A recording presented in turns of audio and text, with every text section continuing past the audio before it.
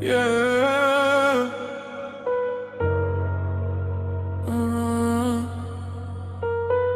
Gece düşün, ses kal, hisler karışsın.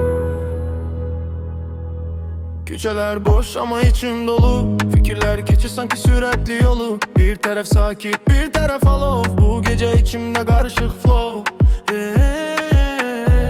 Ne dayanmak olur ne kaçmak uzağa. Bu vibe'ı çekir beni öz dünyama. Gece akını gedirem onunla. Ne yitiririm ne tapıram burada. Hisler karışıp ritimle. İçimde bu ses aparır beni derinliğe. Gece akını gedirem onunla. Ne yitiririm ne tapıram burada. Hisler karışıp ritimle. İçimde bu ses aparır beni derinliğe.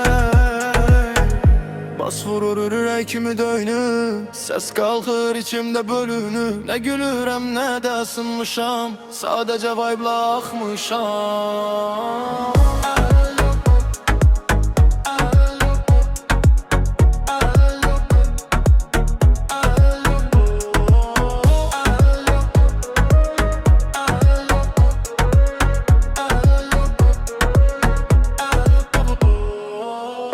Işıklar keçi gözümün önünden. Her şey sürekli ama ben içimden. Ne doğru ne saf düşünmürem. Bu gece sadece hissedirem.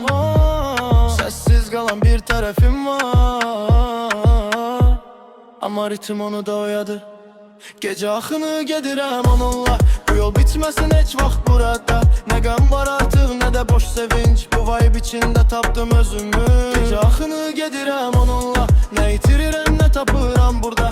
Hisler karışıp ritmimle. İçimde bu ses sapar beni derinliğe.